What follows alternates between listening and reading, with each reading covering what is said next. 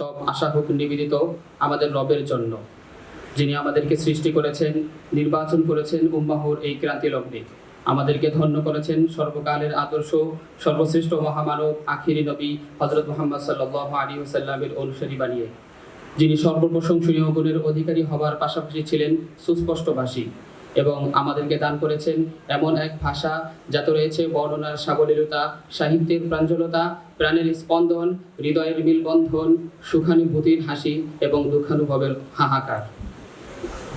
সম্মানিত সুধীবৃন্দ, রাহমানিয়া ছাত্র কাফেলা ঈদ উল আজহার পূর্বে প্রতিবারের ন্যায় এবারও আয়োজন করেছে ঈদ আনন্দ অনুষ্ঠান। অনুষ্ঠানের প্রথম পর্বেই আমাদের সামনে এখন অনুষ্ঠিত হতে যাচ্ছে আজকে ছায়া সংসদ বিতর্ক প্রতিযোগিতা অনুষ্ঠান। শুরুতেই কালামুল্লাহ শরীফ থেকে তেলাওয়াত নিয়ে আসছেন হাফেজ আবরারুল হক জাবের। তেলাওয়াত নিয়ে আসছেন হাফেজ আবরারুল হক জাবের।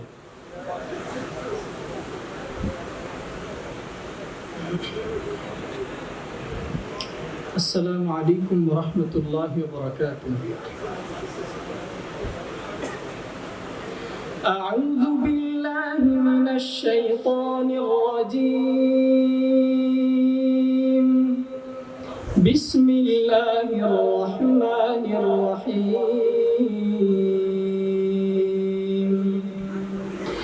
ইন্না হাযাল কুরআনা ইয়াহদি লিল্লাতী হিয়া আকওয়াম ওয়া ইউবাশশিরুল মুমিনিন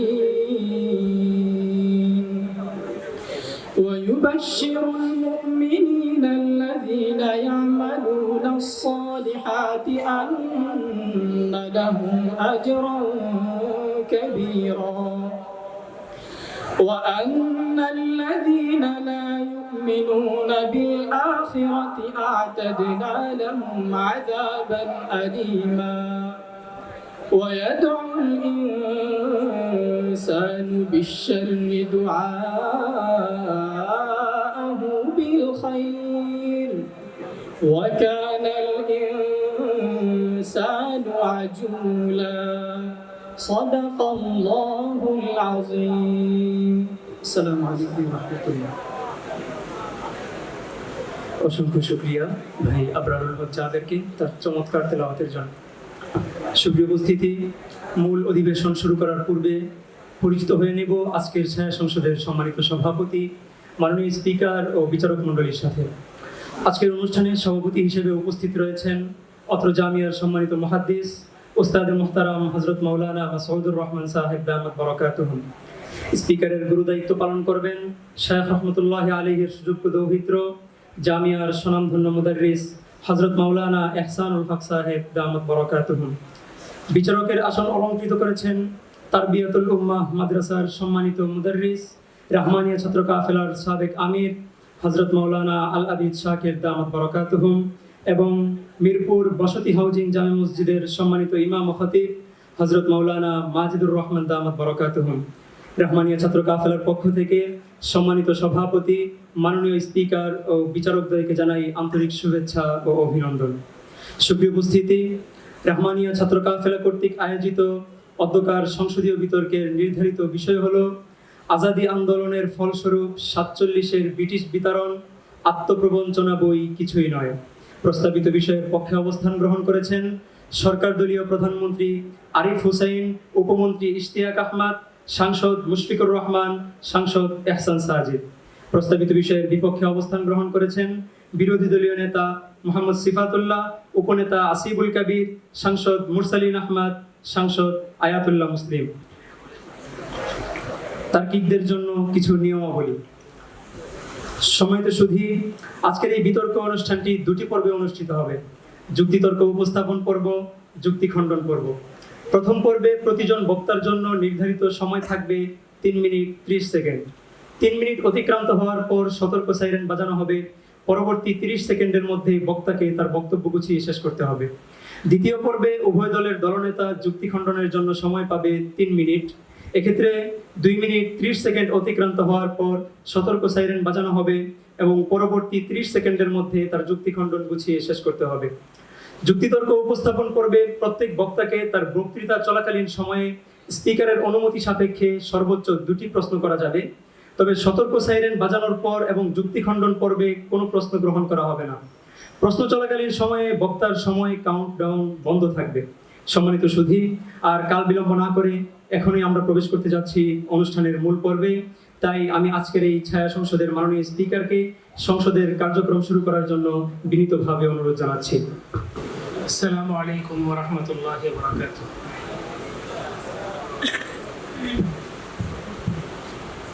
রহমানিয়া ছাত্র কাফেলা কর্তৃক আয়োজিত ঈদ আনন্দ অনুষ্ঠানের প্রথম প্রোগ্রাম সংসদীয় বিতর্ক আমরা শুরু করতে যাচ্ছি। আমরা সকলেই আজকের এই বিতর্কের বিষয়বস্তু সম্পর্কে জেনেছি। বিতর্কের বিষয় হচ্ছে আজাদী আন্দোলনের ফলস্বরূপ 47-এর ব্রিটিশ বিতরণ আত্মপ্রবঞ্চনা বই কিছুই নয়। আজকের এই ছায়া সংসদে এই বিলটির পক্ষে সরকারি দলের নেতৃবৃন্দ বক্তব্য রাখবে এবং এই বিলের বিপক্ষে বিরোধী দলের নেতারা বক্তব্য রাখবে। উভয় পক্ষের যুক্তিতর্ক আমরা শুনব। অনুষ্ঠানের শুরুতেই এই বিলের পক্ষে সরকারি দলের প্রধানমন্ত্রী আরিফ হোসেন বক্তব্য রাখবে। আমি তার বক্তব্য পেশ করার জন্য অনুরোধ করছি।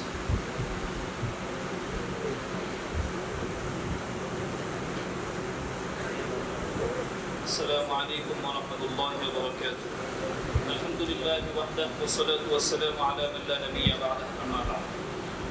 মাননীয় স্পিকার, মাননীয় সভাপতি, বিজ্ঞানী চালক পরিষদ, সরকার ও বিরোধী দলীয় নেতৃবৃন্দ সহ আজকের সচিব সকলকে আন্তরিক মোবারকবাদ জ্ঞাপন করে আজকের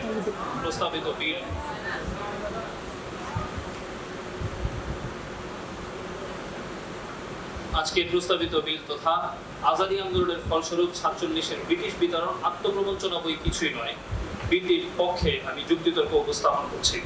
মাননীয় স্পিকার, পরিপূর্ণ বাস্তব ও যুক্তিসঙ্গত হওয়ায় বিলটির পক্ষে আমার দলের অবস্থান। মাননীয় স্পিকার, আধুনিক রাজনীতিতে আজাদী আন্দোলন হলো কারো জীবনযাপন, আচরণ বা রাজনৈতিক দৃষ্টিভঙ্গির উপর কর্তৃত্ব দ্বারা চাপানো নিপীড়নমূলক বিধিনিষেধ থেকে সত্তার মুক্তির আন্দোলন। মাননীয় স্পিকার, ফলস্বরূপ দ্বারা উদ্দেশ্য হচ্ছে এর কারণে শব্দটি সেখানেই ব্যবহৃত হয় যেখানে এর পূর্ববর্তী অংশ পরবর্তী অংশের কারণ হয়। মাননীয় স্পিকার, তিনটি জিনিসের সমন্বয়ের নাম হচ্ছে বিতরণ। বিতরণযোগ্য একটি কার্যকারণ, বিতরণকারীর পর্যাপ্ত ক্ষমতা, বিতাড়িত পক্ষের অপারগতা। মাননীয় স্পিকার, আত্মপ্রবঞ্চনার অর্থ হচ্ছে ভ্রান্ত বিশ্বাস বা এমন বিশ্বাস যা সত্য নয়। সাধারণত এটি ব্যক্তিগত লাভ বা সুবিধার জন্য করা হয়ে থাকে। মাননীয় স্পিকার, আজকের বিলের পক্ষে আল্লামা মামুনুল হক দামাত বরকাতুহু মুদ্রিত একটি উদাহরণ উপস্থাপনের মাধ্যমে আমি বিলটির যৌক্তিকতা প্রমাণ করতে যাচ্ছি। মাননীয় স্পিকার, দখলদার বাড়ির সব কোন দখলদার একটি বাড়ির সব সুবিধা ভোগ করে এখন আরো বড় দান হাতে আসায় বাড়ির দখল ছেড়ে দিয়ে খুশিতে বাগবাগ, আর ঘরের মালিক নিজের চেষ্টা প্রচেষ্টার ফলস্বরূপ বাড়ি ফিরে পাওয়া আত্মপ্রবঞ্চনায় খুশি। ঠিক এই উদাহরণটি আমাদের আজকের বিলের সাথে সম্পূর্ণ সামঞ্জস্য। কারণ মাননীয় স্পিকার, একদিকে ব্রিটেন নিউ ওয়ার্ল্ড অর্ডারের মাধ্যমে কোনো ধরনের ব্যয় ছাড়াই বিশ্ব শাসনের প্রক্রিয়ায় উপনিবেশ ছাড়ার খুশিতে বাগবাগ, অপরদিকে আমাদের বিরোধী পক্ষের নেতৃবৃন্দ আজাদী আন্দোলনের ফলস্বরূপ 47-এর ব্রিটিশ বিতরণ এই আত্মপ্রবঞ্চনার তীর্থে ঢেকুর তুলছেন। মাননীয় স্পিকার, আজাদী আন্দোলনের ফলস্বরূপ তো দূরের কথা, 47-এর ব্রিটিশ বিতরণ কথাটিরই কোনো বাস্তবতা নেই, বরং 47-এর ব্রিটিশরা ফিজিক্যালি চলে গিয়েছিল বেশ কিছু মৌলিক কারণে। এ সম্পর্কে জানতে হলে বিংশ শতকের মৌলিক বৈশ্বিক রাজনৈতিক ইতিহাস সম্পর্কে আমাদেরকে পর্যালোচনা করতে হবে। মাননীয় স্পিকার, বিংশ শতকে চলা বিশ্বব্যাপী রাজনৈতিক অস্থিরতা ও অর্থনৈতিক মন্দার প্রথম প্রেক্ষাপট তৈরি হয়েছিল প্রথম বিশ্বযুদ্ধের কারণে। মিত্রশক্তির হয়ে যুদ্ধে অংশগ্রহণ করে ব্রিটেন 8.5 মিলিয়ন সামরিক ও 13 মিলিয়ন বেসামরিক মানুষ নিহত হওয়ার এই যুদ্ধে ব্রিটেন জিতে যায়, তবে 36% সৈন্য তাদের এই যুদ্ধে হতাহত হয়। বড় ধরনের সামরিক অর্থনৈতিক ধাক্কার সম্মুখীন হয় ব্রিটেন। মাননীয় স্পিকার, এরপরে 1929 থেকে 1939 পর্যন্ত বিশ্বব্যাপী ছড়িয়ে পড়ে অর্থনৈতিক মহামন্দা তথা গ্রেট ডিপ্রেশন। প্রথম বিশ্বযুদ্ধের চাপ সামলানোর আগে ধস নামে ব্রিটেনের অর্থনীতিতে বাধ্য হয়ে আমেরিকা থেকে মোটা অঙ্কের ঋণ দিতে হয় ব্রিটেনকে। মাননীয় স্পিকার, 1939 সাল থেকে 1945 পর্যন্ত বিশ্বব্যাপী ছড়িয়ে পড়ে ইতিহাসের সবচেয়ে বিস্তৃত ও ব্যয়বহুল দ্বিতীয় বিশ্বযুদ্ধ। সাম্রাজ্য রক্ষার অংশ হিসেবে ব্রিটেন এই যুদ্ধে অংশগ্রহণ করতে বাধ্য হয়। মিত্রশক্তি বিজয়ী হলেও মূল ক্রেডিট পায় আমেরিকা, আর 7 লক্ষ সৈন্য হারানো ব্রিটেনের এই যুদ্ধে ব্যয়টা ছিল প্রায় $1 ট্রিলিয়ন। তাই একদিকে আমেরিকা সুপার পাওয়ার এর ভূমিকায় আসে, আর অর্থনৈতিক সামরিক ধসের শিকার ব্রিটেন বিশ্ব নেতৃত্ব থেকে পিছিয়ে পড়তে বাধ্য হয়। মাননীয় স্পিকার, এর মাধ্যমে পরিষ্কার হয়ে যায় যে 47-এর ব্রিটিশদের ফিজিক্যালি চলে যাওয়ার মূল কারণ অর্থনৈতিক ও রাজনৈতিক অবনতি। মাননীয় স্পিকার, দুটি যুদ্ধের ক্ষতির ভয়াবহতা ব্রিটেনের আভ্যন্তরীণ রাজনীতিতে মন্দ প্রভাব ফেলে। যুদ্ধপন্থী ক্ষমতাসীনদের প্রতি জনসমর্থন হ্রাস পায় স্বয়ং ব্রিটেনে, যার ফলে 1945 সালের নির্বাচনে ব্যাপক সংখ্যাগরিষ্ঠতা। আমরা বিরোধী দলের একটি প্রশ্ন শুনব। মাননীয় স্পিকারের মাধ্যমে মাননীয় প্রধানমন্ত্রীর নিকট জানতে চাচ্ছি, আপনি ব্রিটিশদের চলে যাওয়ার পিছনে অর্থনৈতিক ক্ষতিগ্রস্ততা এটাকে একটি বড় কারণ হিসেবে দেখছেন। তাহলে আমার প্রশ্ন হলো, ব্রিটিশদের হাতে ওই সময় প্রায় 59টির মতো কলোনি ছিল, তাহলে দ্বিতীয় বিশ্বযুদ্ধের পর শুধুমাত্র ভারতবর্ষ ছেড়ে গেলেন, বাকিগুলো ছাড়লেন না কেন? যদি অর্থনৈতিক ক্ষতিগ্রস্ততা এই মূল কারণ হয়ে থাকে। ধন্যবাদ মাননীয় স্পিকার। বিরোধী দলের নেতা সুন্দর একটি প্রশ্ন করেছেন।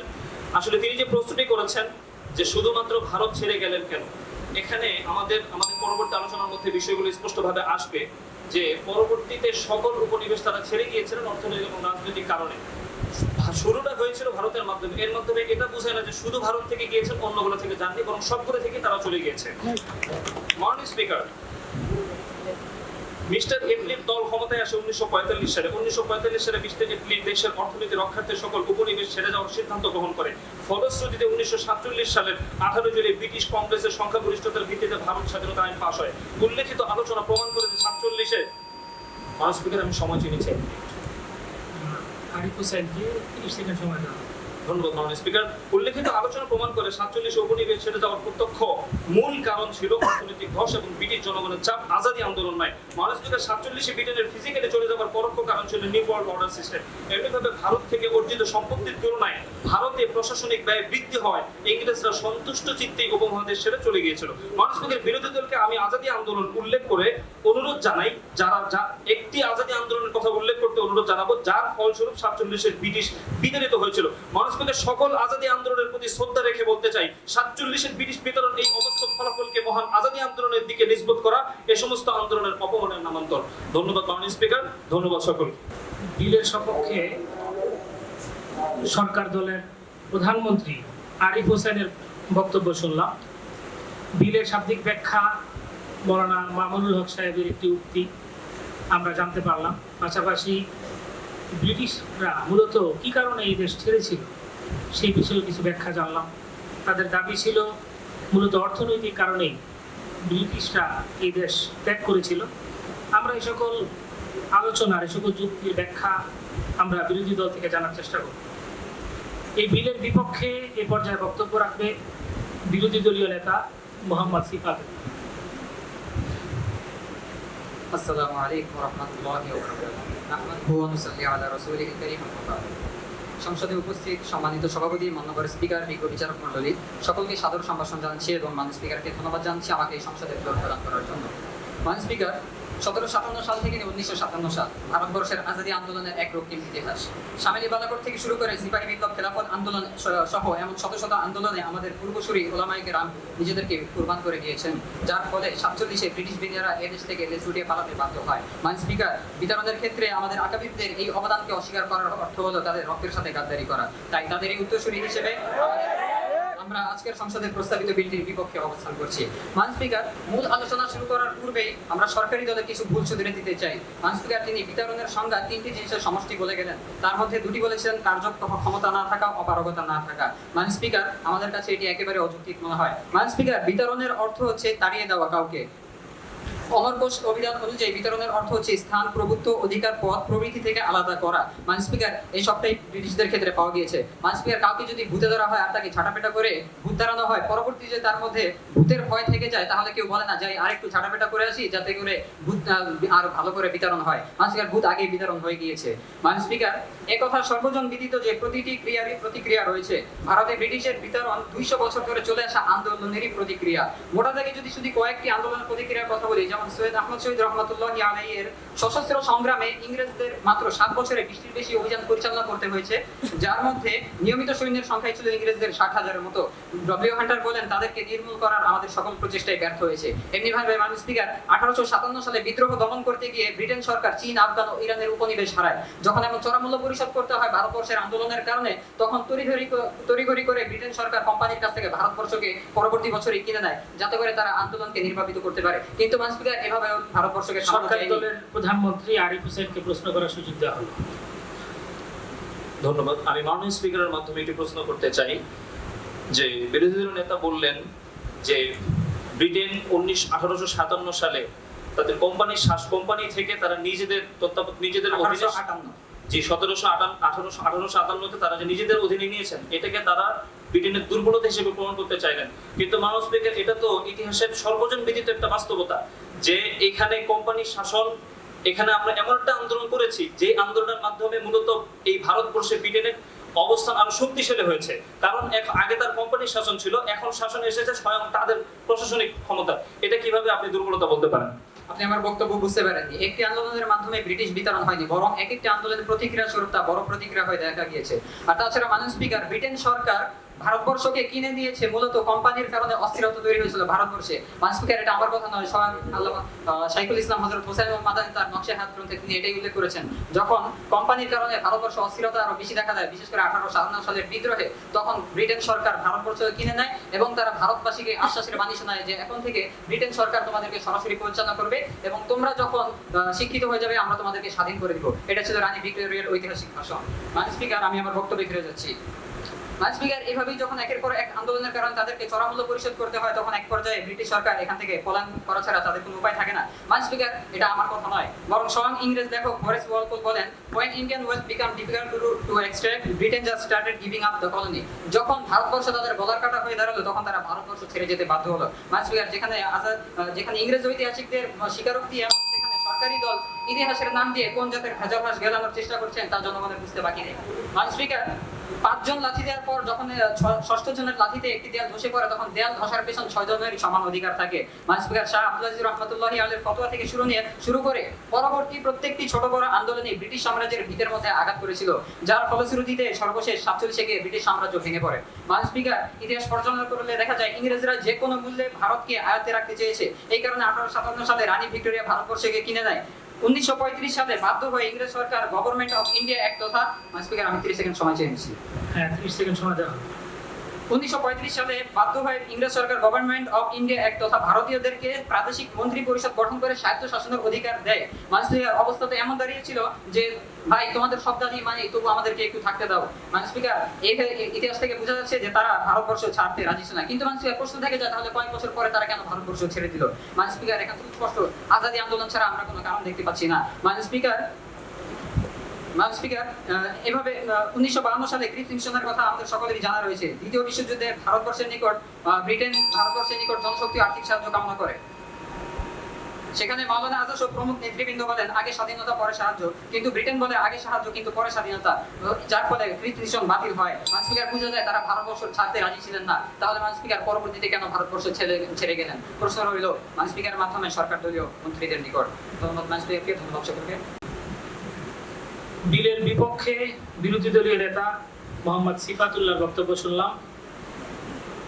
ব্রিটিশ বিতরণের মূল কারণ আজাদী আন্দোলনই ছিল, তিনি এমনটা দাবি করলেন। পাশাপাশি ব্রিটিশ বিরোধী আন্দোলনে ওলামায়ে কেরামের ভূমিকা এবং তা অস্বীকার করা এক প্রকার গাদ্দারি বলে তিনি দাবি করলেন। এমনিভাবে শাহ আব্দুল আজিজ রহমতুল্লাহি আলাইহির ঐতিহাসিক ফতোয়ার প্রভাব সম্পর্কেও আমরা কিছু আলোচনা শুনলাম। এ পর্যায়ে বিলের পক্ষে সরকার দলের মন্ত্রী ইশতিয়াক আহমদ বক্তব্য রাখেন।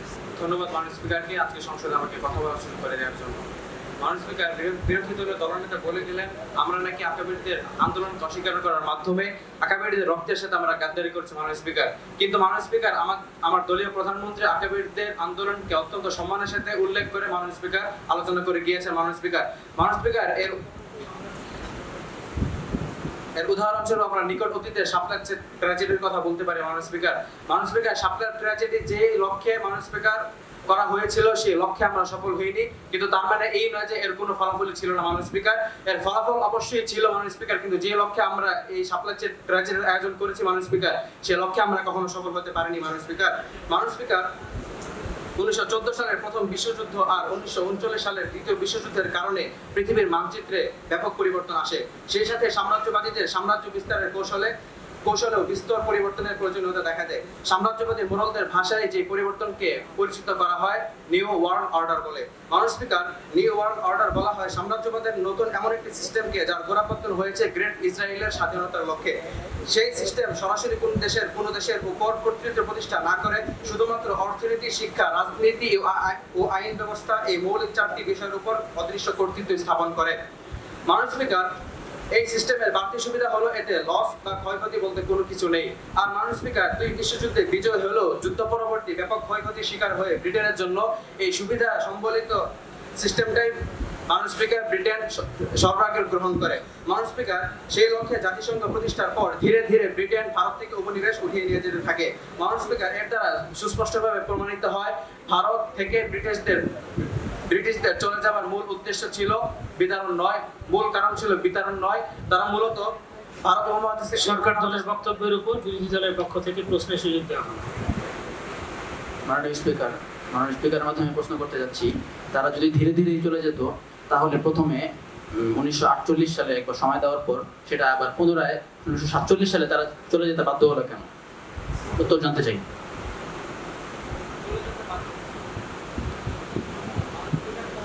বাধ্য হয়নি। মাননীয় স্পিকার, তারা চলে যেতে বাধ্য হয়নি। মাননীয় স্পিকার, সংসদে আইন পাস হয়েছে, আইন পাস হওয়ার পর তারা চলে গিয়েছে।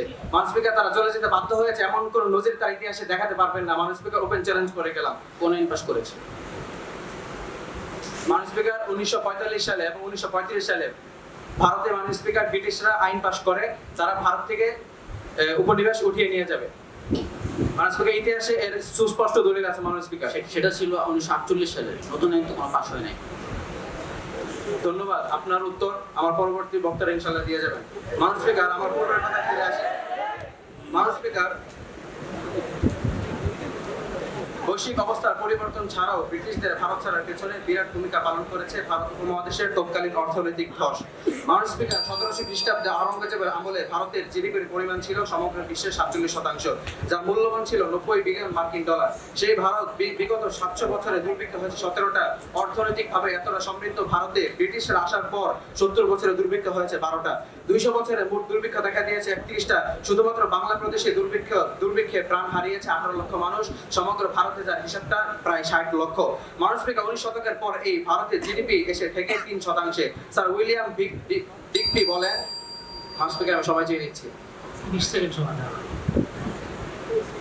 মাননীয় স্পিকার, এভাবে ক্রমান্বত 200 বছর ভারতকে শোষণের পর যখন নিংড়ে বের করার মতো আর কিছু অবশিষ্ট ছিল না, তখন সঙ্গত কারণেই ব্রিটিশদের নিকট ভারত ঝামেলাপূর্ণ আর মূল্যহীন হয়ে পড়ে। খাওয়া শেষ, খুদা হাফেজ এই নীতি অবলম্বন করে 200 বছরের খাওয়া দাওয়া পর্ব শেষ করে তারা নিজে থেকেই মাননীয় স্পিকার চলে যায়। তাদেরকে কেউ বিতরণ করেনি। মাননীয় স্পিকার, আমার দলীয় নেতা বিতরণের 3টে পয়েন্ট উল্লেখ করে গিয়েছে। মাননীয় স্পিকার, সেই পয়েন্টের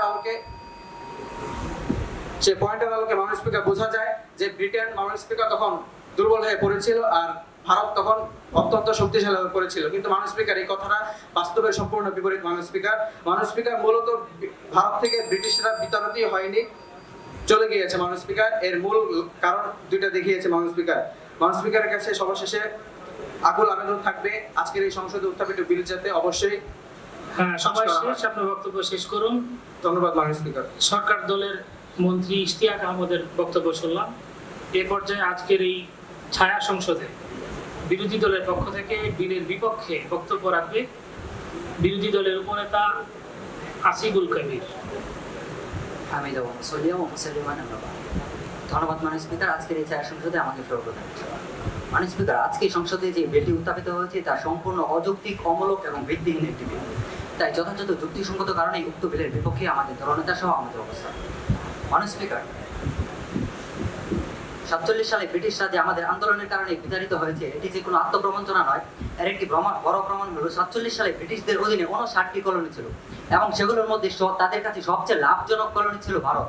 মাননীয় স্পিকার, তারা 190 বছরে $16 ট্রিলিয়ন ব্রিটেনে পাচার করেছে। এমনকি এই ভারতের উপর ভিত্তি করেই তাদের দেশ এবং অন্যান্য কলোনিগুলো চলতো। মাননীয় স্পিকার, আমাদের আজাদী আন্দোলনের কারণে যদি তারা চলে না যেত, আমাদের আন্দোলনের যদি কোনো প্রভাবই তাদের উপর না পড়তো, তাহলে সবার আগে এই ভারতকে ছেড়ে যাওয়ার তো কোনো প্রশ্নই আসে না। মাননীয় স্পিকার, তারা যে আমাদের আন্দোলনের কারণে বিতাড়িত হয়েছে তার আরেকটি বড় প্রমাণ হলো তারা যাওয়ার সময় কোনো শর্ত আরোপ করে যেতে পারেনি।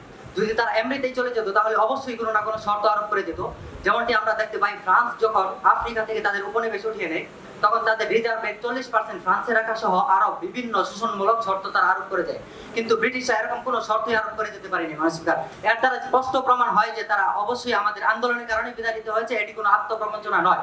তারপরে যদি সরকার দলীয় বন্ধুরা আমাদের আজাদী আন্দোলনকে ব্যর্থ জ্ঞান করার চেষ্টা করে তাহলে তাদেরকে ভ্যাটিকান সিটিতে পাঠানো উচিত। বিরোধী দলের বক্তব্যের উপর প্রশ্নের সুযোগ দেওয়া হলো। মাননীয় স্পিকার, বিরোধী দলীয় মন্ত্রী একটি কথা বলে গেলেন যে 47-এ যখন তারা চলে গিয়েছে তারা কোনো শর্ত আরোপ করে যেতে পারেনি। মাননীয় স্পিকার, আমরা বলছি তারা তো বিতাড়িতই হয়নি, বরং তারা সাম্রাজ্যবাদের এক সিস্টেম থেকে আরেক সিস্টেমে রূপান্তরিত হয়েছে, যেটা আমার দ্বিতীয় বক্তার নিউ ওয়ার্ল্ড অর্ডার এই কথার মধ্যে স্পষ্টভাবে বুঝিয়ে গিয়েছেন। তারা তো বিতাড়িতই হয়নি, তারা এখনো পরোক্ষভাবে আমাদের উপর নিয়ন্ত্রণ করছেন, আমাদের বিচার ব্যবস্থা, শিক্ষা ব্যবস্থা, অর্থনীতি, রাজনীতি সবকিছু তারা নিয়ন্ত্রণ করছেন এখনো। আপনি কিভাবে বলতে পারেন যে তারা বিতাড়িত হয়েছে? বিতাড়িত যদি হতো তাহলে শর্তের বিষয়টা ছিল। মানুষ স্পিকার উনি বলছে তারা নাকি আমাদেরকে নিয়ন্ত্রণ করছে। মানুষ স্পিকার, যেখানে বর্তমান বিশ্বে ব্রিটেনের কোনো আত্মাই নেই, তাদের কোনো প্রেতাত্মা থাকবে কিভাবে যে তারা আমাদেরকে নিয়ন্ত্রণ করবে? মানুষ স্পিকার, বর্তমান ব্রিটেনকে বলা হয় মানুষ স্পিকার, বর্তমান ব্রিটেনকে বলা হয় জিপ গাড়ির 5 নাম্বার চাকা, অর্থাৎ জিপের যে পিছনে যে চাকাটা ঝোলানো থাকে সেটা। তাদের কোনো বর্তমানে বিশ্বে কোনো তাদের অবস্থানই নেই। মানুষ স্পিকার, তারা কিভাবে আমাদের পরিচালনা করবে? আমি আমার মূল বক্তব্যে ফিরে যাচ্ছি। মানুষ স্পিকার, তারা চলে যাওয়ার সময় তাদের নিজেদের কোনো গভর্নর কিংবা তাদের মদতপুষ্ট কোনো নেতার কাছে তারা ক্ষমতা ছেড়ে যেতে পারেনি, বরং স্বাধীনতাকামী বিপ্লবী নেতাদের কাছে তাদের ক্ষমতাকে হস্তান্তর করে যেতে বাধ্য হয়েছে। এর দ্বারা স্পষ্ট প্রমাণিত হয় যে তারা আমাদের আন্দোলনের কারণে, আন্দোলনের চাপে তারা বিতাড়িত হতে বাধ্য হয়েছে। মানুষ স্পিকার, তারপরে যদি সরকারি নেতাদের মাথা থেকে ঘোরামির ভূত না নামে তাহলে বলবো পাশে গরুর হাট আছে, যে ঘুরে আসতে পারে। আর যদি গরমের কারণে তাদের মাথা খারাপ হয়ে থাকে তাহলে বলবো বুড়িগঙ্গাতে এখন অনেক পানি আছে, ডুব দিয়ে আসতে পারেন। মানুষ স্পিকার, আমরা বর্তমানে বাংলাদেশের আন্দোলনের দিকে তাকালে দেখতে পাই যে অনেক দল, অনেক সংগঠন এমন রয়েছে যারা আন্দোলন করে রাত দিন একাকার করে ফেলে, কিন্তু সরকারের তাদের উপর কোনো ভ্রুক্ষেপই নেই। মানুষ স্পিকার, অন্যদিকে মামুনুল হকরা একবার নারায় তাকবীর বললে তাদেরকে 3 বছর কারাগারে থাকতে হয়। মানুষ স্পিকার, এর দ্বারা প্রমাণিত হয় যে তাদের আন্দোলনের কারণে সরকারের উপর প্রভাব সৃষ্টি হয়, সরকার তাদের আন্দোলনের কারণে সরকার চাপে পড়ে। মানুষ স্পিকার, ঠিক একই কাহিনী ব্রিটিশ সরকারের আমলে ঘটেছিল। মানুষ স্পিকার, যখন ব্রিটিশরা এদেশে শাসন করছিল তখন উলামায়ে কেরাম তাদের বিরুদ্ধে আন্দোলন করে এবং এই আন্দোলনের কারণে তারা উলামায়ে কেরামকে নিজেদের মানুষ স্পিকার, 1 মিনিট সময় যাচ্ছে, 30 সেকেন্ড সময়। মানুষ স্পিকার, তারা উলামায়ে কেরামদেরকে নিজেদের প্রতিপক্ষ মনে করে, ফলে তারা হাজার হাজার উলামায়ে কেরামকে গ্রেফতার করে, এমনকি বিবান্দর করে। 1857 সালে 18 নভেম্বর তারা দিল্লির জামে মসজিদে 27,000 উলামায়ে কেরামকে হত্যা করে। এমনকি এর ফলশ্রুতিতে পরবর্তীতে আন্দোলনের কারণে মাদানী রহমতুল্লাহ আলাইহি পরপর 12 বার কারাবরণ করে। মানুষ স্পিকার, এর দ্বারা বোঝা যায় তাদের আন্দোলনটা সফল হয়েছিল, যার কারণে তারা নির্যাতনের শিকার হয়েছে। মানুষ স্পিকার, এমনি ভাবে ফ্রিডম এট মিডনাইট গ্রন্থে বলা হয়েছে যে লর্ড মাউন্টব্যাটেন তিনি বলেন যে আমি চাচ্ছিলাম যে 15 আগস্টে ক্ষমতাটা হস্তান্তর, আমি যে অক্টোবর অথবা সেপ্টেম্বরে ক্ষমতাটা হস্তান্তর করব, কিন্তু আমি এর আগে 15 আগস্টের কথা বললাম ক্ষমতা হস্তান্তর করার জন্য, কারণ এটি ছিল জাপানের আত্মসমর্পণের দিন। এর দ্বারা তিনি বুঝিয়েছেন যে আমরাও এই 15 আগস্টে আত্মসমর্পণ করলাম ভারতের কাছে। মানুষ স্পিকার, এর দ্বারাই বোঝা যায় যে এটি কোনো আত্মপ্রবঞ্চনা নয়। মানুষ স্পিকার, তাদের বিতরণটা আমাদের আন্দোলনের কারণে হয়েছিল, সফল আন্দোলনের কারণে হয়েছিল। অতএব মানুষ স্পিকার নিকট জোর দাবি জানাচ্ছি যে এই অযৌক্তিক, অমূলক, ভিত্তিহীন এবং আলেমদের সাথে গাদ্দারিমূলক এই উত্থাপিত বিলটি যেন কিছুতেই পাস না করা হয়। মানুষ স্পিকার, বিলের বিপক্ষে বিরোধী দলের উপনেতা আসিফুল কবিরের বক্তব্য শুনলাম। তিনি বেশ কিছু প্রশ্ন রেখেছেন। গুরুত্বপূর্ণ একটি প্রশ্ন ছিল ব্রিটিশদের বর্তমান পৃথিবীতে কোনো অবস্থানই নাই, তারা কি করে আজকের বাংলাদেশ, আজকের এই উপমহাদেশ নিয়ন্ত্রণ করে। পাশাপাশি আলেমদের উপর ব্রিটিশদের যে জুলুম অত্যাচার হয়েছিল তার কিছু বিবরণ আমরা শুনতে পারলাম। এমনিভাবে ব্রিটিশরা কেন তাদের এই সবচেয়ে লাভজনক প্রকল্প ছেড়ে চলে গেল, এই প্রশ্নটাও তিনি রাখলেন। আমরা সরকার দলের বক্তাদের আলোচনায় আমরা এই সকল প্রশ্নের উত্তর খুঁজব। এই পর্যায়ে এই বিলের পক্ষে বক্তব্য রাখবে সরকার দলীয় সাংসদ মুশফিকুর রহমান। ধন্যবাদ মাননীয় স্পিকার, আজকে সংসদের ফ্লোর প্রদানের জন্য। মাননীয় স্পিকার, আজকে বিলটির বাস্তবতা আমাদের দলের মাননীয় প্রধানমন্ত্রী এবং মন্ত্রী মহোদয় অত্যন্ত দলিল প্রমাণ এবং যৌক্তিকতার সাথে দিবালোকের ন্যায় স্পষ্ট প্রমাণ করেছেন মাননীয় স্পিকার। তথাপিও মাননীয় স্পিকার তারা বুঝেও না বোঝার ভান করছে অথবা বুঝতেই সক্ষম হচ্ছে না। মাননীয় স্পিকার এমন জাতি যে আত্মপ্রবঞ্চনায় লিপ্ত থাকবে এটি স্বাভাবিক বিষয়। মাননীয় স্পিকার তারা বললেন যে মাননীয় স্পিকার প্রধানমন্ত্রী বলে গেলেন যে ৬ষ্ঠ নাম্বার লাঠি যে মারে তার লাঠিতে যদি কোনো দেয়াল ভাঙে তাহলে এক নাম্বার ২ নাম্বার ৩ নাম্বার যার লাঠি মারে তাদেরও ক্রেডিট সেখানে থাকে। মাননীয় স্পিকার প্রশ্ন হলো ৪৭-এ কোন আন্দোলনের ধাক্কায় তারা চলে গিয়েছিল? মাননীয় স্পিকার রমেশ চন্দ্র মজুমদার তার গ্রন্থে লিখেছেন, অ্যাটলিকে তিনি জিজ্ঞেস করেছিলেন, ভারতীয় একজন নাগরিক হয় তিনি অ্যাটলিকে জিজ্ঞেস করেছিলেন যে আর ৪৭-এ এমন তো কোনো নতুন আন্দোলন মাথা চেড়ে দিয়ে ওঠেনি যে ব্রিটিশ তড়িঘড়ি চলে যেতে হবে, তাহলে আপনারা কেন চাচ্ছেন? মাননীয় স্পিকার উপর প্রশ্নের সুযোগ দেওয়া হলো। মাননীয় স্পিকার, আসলে এতটুকু পড়াশোনা না করে এখানে আসলে আমি খুবই লজ্জার শিকার হই। ভারতকে দেওয়া আন্দোলনের নামটা কি তারা এতদিন পড়াশোনা করে তারা শুনেননি? মাননীয় স্পিকার, উনি রমেশ চন্দ্র মজুমদারের চেয়ে বেশি উনি জানেন। মাননীয় স্পিকার, আমি দলিল প্রমাণ আপনার কাছে পাঠাচ্ছি। মাননীয় স্পিকার, এবার আসলে আমরা আলোচনায় চলে যাই। মাননীয় স্পিকার, আমার প্রধানমন্ত্রী এবং আমার মন্ত্রী বলে গিয়েছেন যে ব্রিটিশরা বিতাড়িত হয়নি। মাননীয় স্পিকার, তবুও তারা বাকির মতো বকবক করে যাচ্ছে।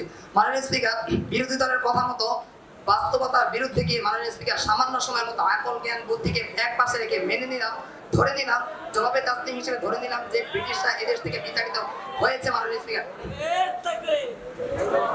ব্রিটিশরা বিতাড়িত হয়েছে। মাননীয় স্পিকার, কিন্তু মাননীয় স্পিকার এই বিতাড়ন কি আজাদী আন্দোলনের ফলস্বরূপ ছিল? দেখে নেওয়া যাক ইতিহাসের পাতা থেকে। মাননীয় স্পিকার, এই আজাদী আন্দোলন শুরু হয় শাহাদুল আজিজ মুহাদ্দিস দেহলভী রহমাতুল্লাহি আলাইহির 1831 সালে সংগঠিত হয় দারুল হক ফতোয়ার মাধ্যমে। মাননীয় স্পিকার, এরই প্রেক্ষিতে 1831 খ্রিস্টাব্দে সংগঠিত হয় বালাকোটের যুদ্ধ, শহীদ তিতুর বাঁশের কিল্লা আন্দোলন। কিন্তু মাননীয় স্পিকার, ইংরেজরা এই উভয় আন্দোলনকে কঠোর হস্তে দমন করে। এরপরে আসে মাননীয় স্পিকার 1857 সালে সিপাহী বিদ্রোহ এবং শামিলের যুদ্ধ। মাননীয় স্পিকার, এই আন্দোলনগুলোকে তারা এমন ভাবে দমন করে যে পরবর্তী 20 বছরে ভারত উপমহাদেশে এমন একটি মানুষ ছিল না যারা স্বাধীনতার শব্দটুকু উচ্চারণ করবে। মাননীয় স্পিকার, 1920 খ্রিস্টাব্দে এবার আসুন 20 শতাব্দীতে আসে। মাননীয় স্পিকার, 20 শতাব্দীতে উল্লেখযোগ্য আন্দোলন হয় অসহযোগ আন্দোলন। কিন্তু দুঃখের বিষয় হলো 2 বছরের মাথায় অভ্যন্তরীণ কোন দলের কারণে নিজে তা স্থগিত হয়ে যায়। মাননীয় স্পিকার, অতঃপর শেষের দিকে এসে জমে ওঠে আজাদহীন সশস্ত্র আন্দোলন। তবে এটি ছিল জাপানের পূর্ণ মদতপুষ্ট। মাননীয় স্পিকার, দ্বিতীয় বিশ্বযুদ্ধে জাপানের পরাজয় ঘটলে এই আন্দোলন এমনি পতন ঘটে। মাননীয় স্পিকার, গভীরভাবে লক্ষ্য করলে দেখবেন যে 19 শতাব্দীতে যে সমস্ত আন্দোলন ছিল সেগুলো ছিল যদিও আঞ্চলিক ছিল কিন্তু এগুলোর প্রভাব ছিল ব্যাপক। অপরদিকে 20 শতাব্দীতে যে সমস্ত আন্দোলন ছিল এগুলোর ব্যাপক হলেও কমান্ডিং ছিল বিক্ষিপ্ত, ফলে এগুলোর প্রভাব ছিল মাননীয় স্পিকার স্বল্প। কাজেই মাননীয় স্পিকার, আজাদী আন্দোলনের ফলস্বরূপ যদি ব্রিটিশ বিতাড়িত হয়েই থাকে তাহলে 47-এ নয় বরং 1857-তে হওয়া ছিল যুক্তিযুক্ত, কিন্তু বাস্তবে তা হয়নি। মাননীয় স্পিকার, কারণ কি? কারণ ব্রিটিশরা বিতাড়িতই হয়নি মানুষ, তারা এমনিতে নিজে চলে গিয়েছে। মাননীয় স্পিকার, 19 শতাব্দীতে সুয়েজ খাল, বসফরাস প্রণালী এবং হরমুজ প্রণালী গুলোর মতো গুরুত্বপূর্ণ নৌরুটগুলো ছিল ওসমানী খেলাফতের আয়ত্তে। মাননীয় স্পিকার, 20 শতাব্দীতে এসে তারা এই সমস্ত নৌরুটগুলো দখল করে নেয়। মাননীয় স্পিকার, তারা যখন ওসমানী খেলাফতের আয়ত্তে এই সমস্ত নৌরুটগুলো ছিল তখন তারা উত্তম আশা অন্তরে ভয়ে এদেশে ঘুরে আসতো। মাননীয় স্পিকার, যেখানে 2 মাসের জায়গায় সময় লাগতো 8 মাস। অপরদিকে তারা যখন এই হরমুজ প্রণালী সুয়েজ খাল দখল করে নেয় তখন তাদের যোগাযোগের পথ হয়ে যায় সুগম। মাননীয় স্পিকার, একটা প্রশ্ন নেওয়া হয়েছে। মাননীয় স্পিকার মাধ্যমে মাননীয় সংসদের নিকট জানতে চাই, তিনি দাবি করলেন যে যদি ব্রিটিশ আন্দোলনের কারণে যেত তাহলে তো 1831-এ চলে যেতে পারতো। তারা 1831 না, আপনি ভালো করে শুনেন, মনোযোগ দিয়ে কথাগুলো শুনুন। আচ্ছা, কত সাল আছে? 1857-তে তারা চলে যেত, 1947-এ কেন গেল? মাননীয় স্পিকার, আমি তাদের কাছে জানতে চাই, আপনি ইবতেদাইয়া বলে ভর্তি না, আমি সরাসরি তাকমিলে ভর্তি হলেন, 10 বছর মাঝখানে ব্যয় করলেন কেন? যদি আন্দোলনের মাধ্যমে, এটি সম্পূর্ণ অযৌক্তিক একটি প্রশ্ন, আন্দোলনের মাধ্যমে যদি হয় মাননীয় স্পিকার, 1857 সালে আমরা এরূপ আন্দোলন করলাম, এরূপ আন্দোলন সবচেয়ে বড় আন্দোলন করলাম, সেখানে গেল না। মাননীয় স্পিকার, আমি উত্তর আমার এখনই আসতেছি। মাননীয় স্পিকার, যখন তাদের রসদ সরবরাহের পথ ছিল দুর্গম এবং আমাদের আন্দোলন ছিল সবল, তখনই তাদেরকে আমরা বিতরণ করতে পারিনি। মাননীয় স্পিকার, আর যখন 20 শতাব্দীতে তারা সুয়েজ খাল দখল করার পর তাদের পথ যখন হয়ে গেল সুগম আর আমাদের আন্দোলনগুলো দুর্বল এবং বিক্ষিপ্ত, তখন তাদেরকে আমরা বিতরণ করলাম। মাননীয় স্পিকার, কথাটি হাস্যকর নয়। মাননীয় স্পিকার, যখন আমাদের পাশে দাঁড়ানোর মতো এবং ব্রিটিশের উপরে কথা বলার মতো কোনো শক্তি পৃথিবীতে বিদ্যমান ছিল না, অথচ তখন তাদেরকে তাড়াতে আমরা পারলাম না, অথচ খেলাফত হারিয়ে আমরা যখন হলাম নিঃস্ব এবং তারা হয়ে গেল পৃথিবীর একচ্ছত্র অধিপতি, তখনই তারা আমাদের ভয়ে কেঁপে উঠলো আর আমরা তাদেরকে তাড়িয়ে দিলাম। মাননীয় স্পিকার, এর চেয়ে বড় আত্মপ্রবঞ্চনা কি হতে পারে? মাননীয় স্পিকার, আমি একটু সময় চেয়ে নিচ্ছি, 1 মিনিট সময় চেয়ে নিচ্ছি। 30 সেকেন্ড সময় দাও। মাননীয় স্পিকার, এর চেয়ে বড় আত্মপ্রবঞ্চনা কে হতে পারে? মাননীয় স্পিকার, তাদের কাছে প্রশ্ন করতে চাই, যদি ব্রিটিশরা বিতারণী হয়ে থাকে, ব্রিটিশদেরকে যদি আপনারা বিতরণ করে থাকেন, আমরা যদি বিতরণ করে থাকি, তাহলে তাদের প্রণীত 1835 খ্রিস্টাব্দে মস্তিষ্ক ধোলাইকারী শিক্ষা ব্যবস্থা আজও কেন আমাদের সিলেবাসে অন্তর্ভুক্ত? মাননীয় স্পিকার, যদি ব্রিটিশরা চলে যেয়ে থাকে, আমাদের বিতরণ করে থাকে, তাহলে তাদের কাছে প্রশ্ন হলো, ব্রিটিশের দেওয়া জঘন্য পচা গান্ধা রাজনীতি আজও কেন আমাদের দেশের সংবিধানগুলোতে চর্চিত হচ্ছে? মাননীয় স্পিকার, বলতে চাই, যদি ব্রিটিশদেরকে আমরা বিতাড়িত করে থাকি, তাহলে তাদের দেওয়া অর্থ ব্যবস্থাতে আজও কেন গোটা জাতি কারারুদ্ধ? মাননীয় স্পিকার, শেষ কথা বলতে চাই যে জাতি আজকে এক অদৃশ্য কারাগারে কারারুদ্ধ। মাননীয় স্পিকার, আমি এবং আমার সরকার আমরা অঙ্গীকারবদ্ধ যে এই জাতিকে আমরা স্বাধীনতার পথ দেখাবো। মাননীয় স্পিকার, কাজেই আজকের এই সংসদে যেন কোনোভাবেই অবশ্যই বিলটি পাশ হয়, জোর দাবি জানাচ্ছি। ধন্যবাদ মাননীয় স্পিকার, ধন্যবাদ সবাইকে। মুরসালিনা, আসসালামু আলাইকুম ওয়া রাহমাতুল্লাহি ওয়া বারাকাতুহু। হামিদা ওয়া মুসাল্লিয়া ওয়া মুসাল্লিম আম্মা বা'দ। ধন্যবাদ মাননীয় স্পিকার আমাকে মহান শাসন সংসদে কথা বলার সুযোগ দেওয়ার জন্য। ইন্না লিল্লাহি ওয়া ইন্না ইলাইহি রাজিউন। মাননীয় স্পিকার, তারা আমাদের এত বড় গৌরব উজ্জ্বল ইতিহাসকে আত্মপ্রবঞ্চনার সাথে কিভাবে তুলনা দিল? মাননীয় স্পিকার, ইন্না ইল্লাহ না বললে আসলে পারলাম না। মাননীয় স্পিকার, হিন্দুস্তানের জম্মুর নেতৃবর্গের মত অনুযায়ী 47-এর ব্রিটিশ বিতরণ এই স্পষ্ট এবং সহজ বিষয়টি মাননীয় স্পিকার তাদের বুঝে আসছে না। মাননীয় স্পিকার, যে বোঝে তাকে বোঝানো যায়, কিন্তু যে বুঝতে চায় না তাকে বোঝানো যায় না। মাননীয় স্পিকার, আজকে সরকার দলের বন্ধুরা হয়তো আজকের সংসদ অধিবেশনে আসার পূর্বে সোনার ব্যাংকে তাদের বক্তৃতা জমা দিয়ে বসিলাহাট থেকে গরুর সাথে মোলাকাত করে তাদের সুরে 3 বক্তা কথা বললেন। মাননীয় স্পিকার, প্রথমে আমি বিরোধী দলের সরকার দলের প্রধানমন্ত্রীর কথা দিয়ে একটা উত্তর দিচ্ছি। তিনি বললেন যে শুধুমাত্র অর্থনৈতিক ক্ষতির কারণেই ব্রিটিশরা দেশ থেকে চলে গিয়েছে। মাননীয় স্পিকার, তিনি এক্ষেত্রে দ্বিতীয় বিশ্বযুদ্ধের উদাহরণ টেনেছেন। মাননীয় স্পিকার, তিনি এখানে দ্বিতীয় বিশ্বযুদ্ধের পরিসংখ্যান ঠিকই দিয়েছেন, কিন্তু মাঝখানে একটা ছোট্ট করে শুভঙ্করের ফাঁদ রেখে দিয়েছেন। মাননীয় স্পিকার, আমরা যদি প্রথম বিশ্বযুদ্ধের দিকে তাকাই, তখন সেখানে দেখতে পাই সেখানে ভারতীয় সৈন্য ছিল 1 মিলিয়ন অর্থাৎ 10 লাখ, এবং দ্বিতীয় বিশ্বযুদ্ধের দিকে যদি তাকাই তখন দেখি সেখানে ভারতীয় সৈন্য ছিল মাত্র 1.5 লাখ। মাননীয় স্পিকার, দ্বিতীয় বিশ্বযুদ্ধে পরিপূর্ণ ব্রিটিশ ভারতের ওপর সরকার দলের পক্ষ থেকে প্রশ্নের সুযোগ দেওয়া হবে। মাননীয় স্পিকারের মাধ্যমে বিরোধী দলের নেতার কাছে আমি প্রশ্ন করতে চাই যে আমার প্রধানমন্ত্রী বললেন অর্থনৈতিক অবস্থা, তারপর আমার মন্ত্রী মহোদয় বললেন গ্লোবালাইজেশন নিউ ওয়ার্ল্ড অর্ডারের কথা, তিনি বললেন একক শুধুমাত্র আমরা অর্থনৈতিক ব্যবস্থা দেখিয়েছি। আপনি কি এটি মিথ্যার আশ্রয় নিচ্ছেন না? সামান্য বিতর্কের জন্য আপনি কি জন্য মিথ্যার আশ্রয় নেওয়ার কি লাভ? মাননীয় স্পিকার কাছে প্রশ্ন করতে চাই। মাননীয় স্পিকার, বুঝা ভালো, বেশি বুঝা ভালো না। মিথ্যার আশ্রয় ওইভাবে কথাটা বলি নাই, সে যেভাবে উল্লেখ করেছে। মাননীয় স্পিকার, আমি কথাটি বলছি, দ্বিতীয় বিশ্বযুদ্ধে 1.5 লাখ সৈন্য ছিল ভারতে। তো মাননীয় স্পিকার, দ্বিতীয় বিশ্বযুদ্ধে পুরোটাই ব্রিটিশ ভারতের উপর নির্ভরশীল ছিল। যখন তারা ভারত থেকে সৈন্য এবং টাকা পেল না, তখন তারা আসলে যুদ্ধের মধ্যে এমনিতেই হেরে গেল, এবং অপরদিকে চলছিল ভারতে আজাদী আন্দোলন। তো দুই দিকের আন্দোলন, একদিকে দুই বিশ্বযুদ্ধের ক্ষয়ক্ষতি, অপরদিকে আবার ভারতের আজাদী আন্দোলন, দুই দিকের বানান খায়। মাননীয় স্পিকার, লর্ড মাউন্টব্যাটেন এই কথা বলতে বাধ্য হয়েছে, আমরা যাই আমরা নাই, ভিক্ষা চায় না কুত্তা সামলাও মা, ছাইরা দে মা কাইন্দা বাঁচি। মাননীয় স্পিকার, এরপরে সরকার দলের মন্ত্রী একটা কথা বলেছেন শাপলা ট্র্যাজেডি নিয়ে। শাপলা ট্র্যাজেডি নিয়ে তিনি কি যে গোলমাল পেঁচালেন, শুধু এতটুকুই বুঝেছি, 2 আর 2 যদি 4 হয় তাহলে আবুলের মার নাম কি? মাননীয় স্পিকার, তারপর তিনি বলেছেন নিজে থেকেই তারা চলে গিয়েছে। নিজে থেকে যদি তারা চলে যেত, তাহলে যেইখানে তাদের টাকা পয়সা কম আসতো সেখান থেকে চলে যেত। যেইখানে ভারতবর্ষ ছিল তাদের সবচেয়ে মূল্যবান এবং জনবহুল উপনিবেশ, সেইখান থেকে কেন তারা সবার আগে চলে গেল? এখানে মাননীয় স্পিকার, আজাদী আন্দোলনের ফলেই তারা সবার আগে এই দেশ ছেড়ে পালিয়েছে। মাননীয় স্পিকার, এরপর তাদের তৃতীয় বক্তা বললেন শিক্ষা ব্যবস্থার মধ্যে এই ব্রিটিশদের এত চাপ, তারপর রাজনৈতিক ব্যবস্থার মধ্যে এত চাপ, এই সেই অনেক কিছু বললেন, এগুলো কিছুই করতে পারে না। মাননীয় স্পিকার, আসলে শিক্ষা ব্যবস্থা, আমি এখানে একটা উদাহরণ টানতে চাই।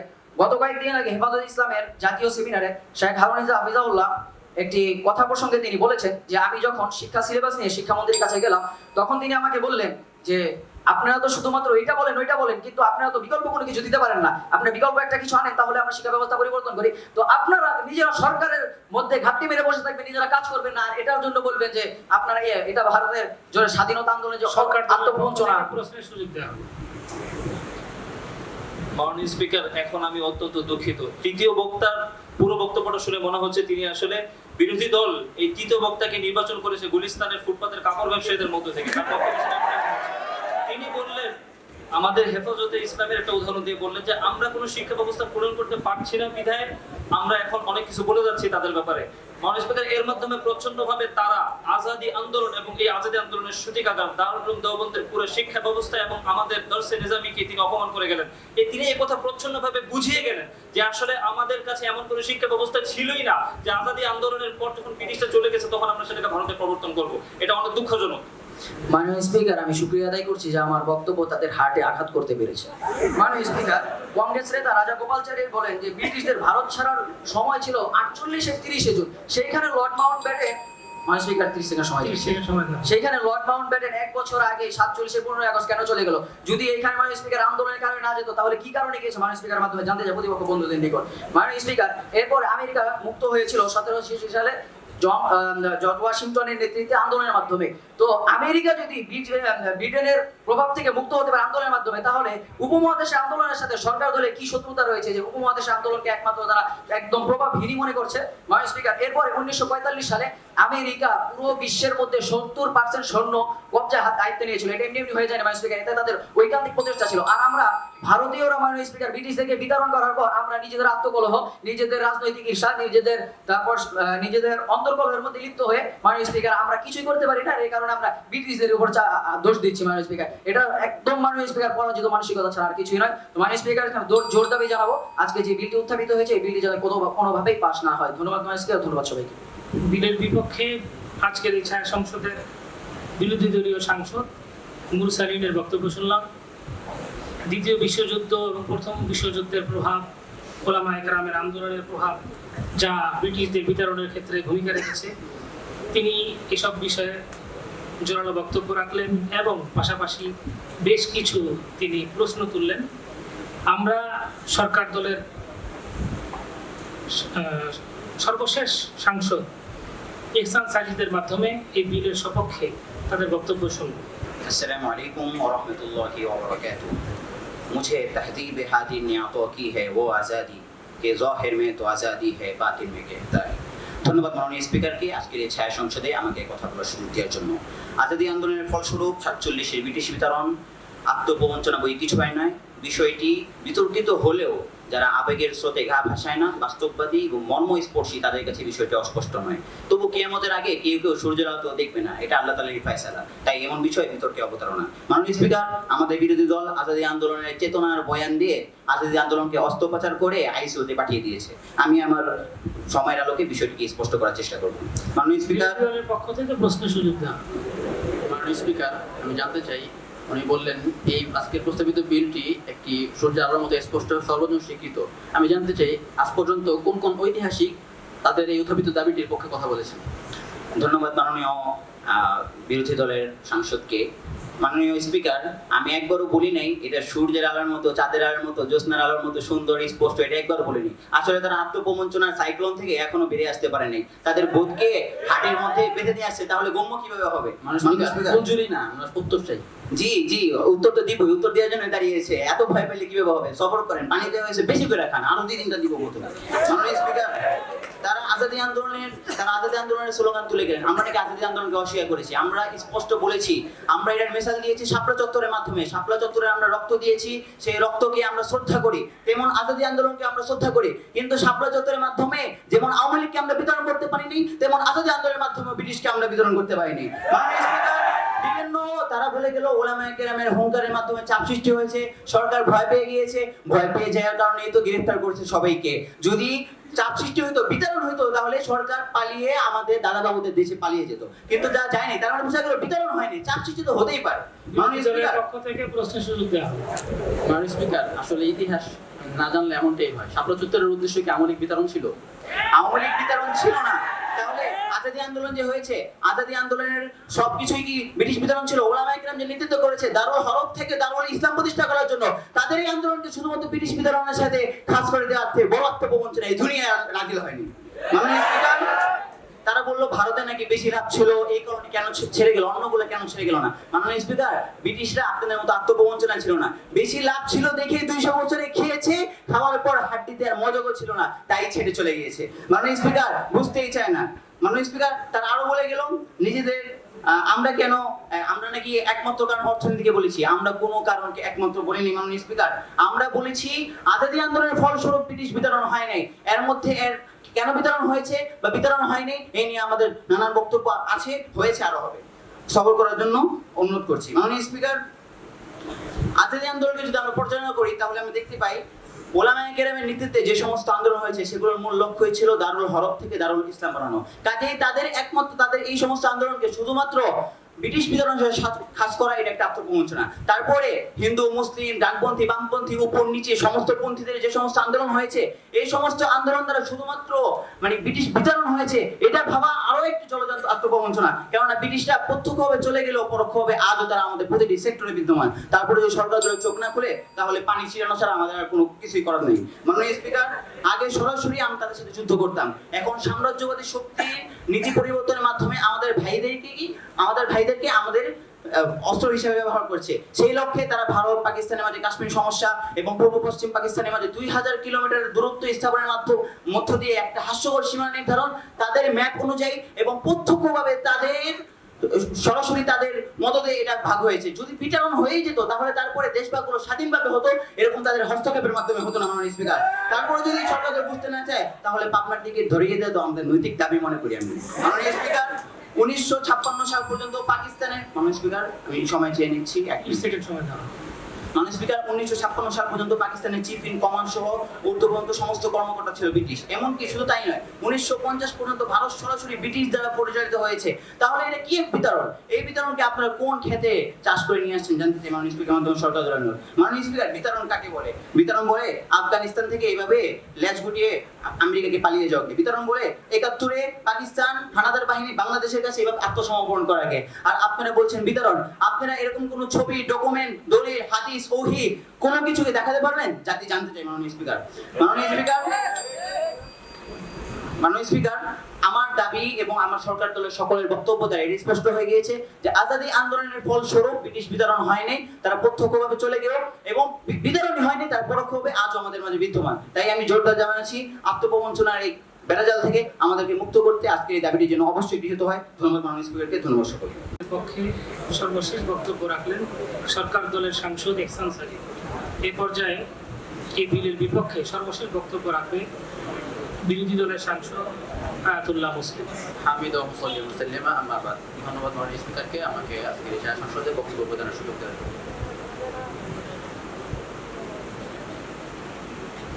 মাননীয় স্পিকার, প্রথমে আমি কৃতজ্ঞতা জানাবো আজকের সরকার দলের বিশেষ মাননীয় মন্ত্রী এবং সাংসদদ্বয়, বিশেষত সর্বশেষ সাংসদকে, যে তিনি আজকে প্রকারান্তরে স্বীকার করে নিয়েছেন যে ব্রিটিশরা এই উপমহাদেশ থেকে বিতাড়িত হয়েছে এবং সেটা আন্দোলনের ফলে হয়েছে। এখন কোন আন্দোলনের উদ্দেশ্য কি ছিল, সেটার ফলে কি হয়েছে সেটা ভিন্ন প্রসঙ্গ।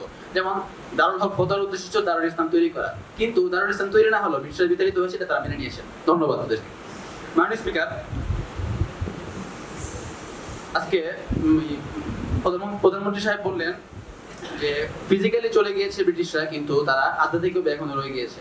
আসলে মাননীয় স্পিকার, এই বিতরণের এই আধ্যাত্মিক সংজ্ঞা এগুলা গাউসকুতুব আবদাল ওই জগতের বিষয়, এখানে আসলে এইসব আলোচনার কোনো প্রসঙ্গ আসে না। মাননীয় স্পিকার, সেখানে খোদ ব্রিটেনের শাসন করছে আজ হিন্দুস্তানের ভারতীয় ঋষি সোনাক এবং সরকার দলের পক্ষ থেকে প্রশ্নের সুযোগ দেওয়া। ধন্যবাদ মাননীয় স্পিকার। আমি এবং আমার বক্তারা বারবার একটি বিষয় বলে গিয়েছি যে নিউ ওয়ার্ল্ড অর্ডার এই সিস্টেমটা এটা আসলে পৃথিবীতে বর্তমান চলছে, আপনার জানা থাকার কথা, কিন্তু তারপরে আপনি আসলে কিলিং রাখার পাগলের মতো স্বীকার করছেন না। তো এখানে আধ্যাত্মিক বলা দ্বারা আধ্যাত্মিক ফিজিক্যালি লফজি মানা মুরাদ নেওয়া হয়নি। এখানে মুরাদ নেওয়া হয়েছে সাম্রাজ্যবাদীর একটা দেশে গেলে কি করে, তারা 4টা জিনিস দখল করে: শিক্ষানীতি, অর্থনীতি, বিচার ব্যবস্থা, আইন ব্যবস্থা। আমি জানতে চাই এগুলো দখল করার মাধ্যমে আসলে কি সাম্রাজ্যবাদীরা আমাদের উপর কর্তৃত্বশীল হয় না মাননীয় স্পিকার? এটা কি তিনি প্রমাণ করতে চাচ্ছেন? মাননীয় স্পিকার, আসলে আমি এই কথাটা একটু পরে বলতাম, তিনি যেহেতু বলেছেন আমি আগে বলে দিই। এখানে বিষয় স্পষ্ট, একটা হলো ব্রিটিশ বিতরণ এবং পরবর্তী প্রসঙ্গ হলো আমরা আমাদের এখানে ইসলাম কায়েম করতে পেরেছি কিনা, পশ্চিমাদের সাংস্কৃতিক আগ্রাসন, অর্থনৈতিক আগ্রাসন, সামরিক আগ্রাসন এগুলো আমরা প্রতিহত করতে পেরেছি কিনা। দুইটা ভিন্ন ভিন্ন বিষয়, একটা দ্বারা আরেকটা সাবেত হয় না। এখানে জাতিসংঘ কিংবা আমেরিকা এটা একটা প্রতিপক্ষ, ব্রিটেন আরেকটা প্রতিপক্ষ। আমরা ব্রিটেনকে বিতাড়িত করেছি, পরবর্তীতে জাতিসংঘের বেড়া করলে আমরা আবদ্ধ হয়েছি। তো দুইটা ভিন্ন বিষয়, একটার কারণে আরেকটা অস্বীকার করার আসলে কোনো সুযোগ নেই এখানে। মাননীয় স্পিকার, এখানে একটা সুন্দর সহজ উদাহরণ থেকে আমরা বিষয়টা স্পষ্ট বুঝতে পারবো। সোভিয়েত ইউনিয়ন আফগানিস্তানে আগ্রাসন চালিয়েছিল এবং আফগানবাসী 10 বছর যুদ্ধ করে সোভিয়েত ইউনিয়নকে বিতাড়িত করেছে। কিন্তু বিতাড়িত করার পর আফগানিস্তানে তারা স্থায়ী কোনো ইসলামী শাসন ব্যবস্থা এমনকি সাধারণ কোনো সুশৃঙ্খল শাসন ব্যবস্থা তারা প্রতিষ্ঠা করতে পারেনি। কিন্তু তার মানে কি এটা তারা আফগানিস্তান থেকে সোভিয়েত ইউনিয়নকে বিতাড়িত করেনি? মাননীয় স্পিকার, আজকের প্রথম সাংসদ কথা বলেন 1857 সালের পরে নাকি 20 বছর পর্যন্ত স্বাধীনতার কথা বলার কেউ ছিল না। আসলে ইতিহাস কম জানলে আসলে এটা এরকমই হয়। মাননীয় স্পিকার, 1857 সালের পরে 20 বছর পর্যন্ত সীমান্ত প্রদেশে মুজাহিদরা জিহাদ চালিয়ে গেছে এবং সেই জিহাদের ইতিহাস থেকে এবং সেই জিহাদের পরবর্তী প্রজন্ম হচ্ছে না ওবায়দুল্লাহ সিন্ধি রহমতুল্লাহ আলাইহি সীমান্ত প্রদেশেরই এবং যারা বর্তমানও সেখানে কার্যক্রম চালাচ্ছে। মাননীয় স্পিকার, একটি গুরুত্বপূর্ণ প্রসঙ্গ হলো যে ব্রিটেনরা চলে যাওয়ার সময় আমাদেরকে সীমানা বর্ণন করে দিয়ে গিয়েছে, তারপরে এই কাশ্মীর সমস্যা তৈরি করে দিয়ে গেছে।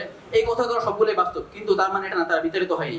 ডাকাত আমার ঘরে হামলা করেছে, আমি ডাকাতদের সাথে লড়াই করেছি, ডাকাতকে বিতাড়িত করেছি, কিন্তু বিতাড়িত হওয়ার সময় পালিয়ে যাওয়ার সময় সে খুব আমার হাত একটা কেটে দিয়ে গেছে। তো আমার হাত কাটে গেছে এটা যেমন সত্য, তারা বিতাড়িত হয়েছে এটাও সত্য। আজকে সেই সর্বশেষ সাংসদ তিনি বললেন আফগানিস্তানের উদাহরণ। মাননীয় স্পিকার, বিতাড়নের অর্থ যদি এটাই হয় যে সব দিক থেকে শতভাগ প্রভাব মুক্ত হওয়া, তাহলে বলবো আফগানিস্তান কি শতভাগ প্রভাব মুক্ত হতে পেরেছে? তারা কি পেরেছে আন্তর্জাতিক সুযোগ থেকে মুক্ত হতে? মাননীয় স্পিকার, সরকার দলের পক্ষ থেকে প্রশ্ন সুযোগ দেওয়া হলো। মাননীয় স্পিকার, উনি আমাদের এই যে সীমান্ত ভাগ এটাকে তিনি ডাকাতের হাত কাটার সাথে তুলনা করলেন। আমি জিজ্ঞাসা করতে চাই যে ডাকাত যখন হাত কাটে তখন তো আমি তাকে সরাসরি ভাবে পেতে দিই না যে ঠিক আছে আমরা সবাই মিলে একসাথে বসি, যেহেতু আপনারা চলে যাচ্ছেন আমাদের হাতটা কেটে দিয়ে যান। সীমান্ত ভাগটা তো এইভাবেই হয়েছিল, আমরা সবাই মিলে বসে জিন না কাকে প্রশ্ন করুন, সংক্ষেপে প্রশ্ন। আমাদের নেতৃবৃন্দ যারা ছিল প্রশ্ন আমাদের প্রশ্ন হচ্ছে তিনি আমাদেরকে বলেছেন যে তিনি আমাদেরকে সীমান্ত ভাগ করাকে ডাকাতের হাত কাটার সাথে তুলনা করেছেন। মাননীয় স্পিকার, এটা সম্পূর্ণ কিয়াস মালফারে, এটা কিভাবে এক প্রশ্ন করেন, উত্তর দিবে। ধন্যবাদ মাননীয় স্পিকার। আসলে মাননীয় স্পিকার অনেক ধৈর্য আছে, আমি প্রশংসা করছি, এবং আজকের উপস্থিত সবার অনেক ধৈর্য আছে। আসলে এইসব বকওয়াস শোনা সবার পক্ষে সম্ভব না।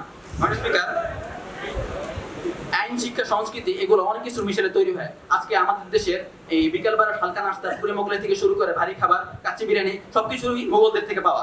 একইভাবে পাকিস্তানের থেকে আইয়ুব খানের পারিবারিক আইন এবং আরো নানা আইন এবং সংস্কৃতি আমাদের দেশে প্রচলিত আছে। তার মানে কি এটা যে মোগলরা এখন আমাদের দেশ শাসন করছে, কিংবা পাকিস্তানিরা আমার একত্রে পাকিস্তানি থেকে বিতাড়িত করে? মানুষ 47 সেকেন্ড সময় যাচ্ছি। 30 সেকেন্ড সময়। ধন্যবাদ মাননীয় স্পিকার। আফগানিস্তানের যে প্রসঙ্গটা বলছিলাম যে আফগানিস্তান কি শতভাগ প্রভাবমুক্ত হতে পেরেছে? আফগানিস্তানের ব্যাংক ব্যবস্থাগুলো আন্তর্জাতিক সুযোগ থেকে মুক্ত হতে পারেনি। সেই কদিন আগেও সেই নিকৃষ্ট জুয়ার আসর T20 বিশ্বকাপে জার্সি উদ্বোধন করেছে আফগানিস্তান। কিন্তু তারপরেও তো আমরা এই কথা বলছি না যে আফগানিস্তান বা তালেবানরা আমেরিকাকে বিতাড়িত করেনি। এখন এত কিছুর পরও তালেবানরা যদি আমেরিকাকে বিতরণকারী বলা যায়, তাহলে আমাদের আকাবিরে তেমন কি দোষ করলো? নাকি যাতে উঠতে হলে কেমনই করতে হয়? কমই সন্তান ভাই একটা জবাব দিয়ে যাবে। মাননীয়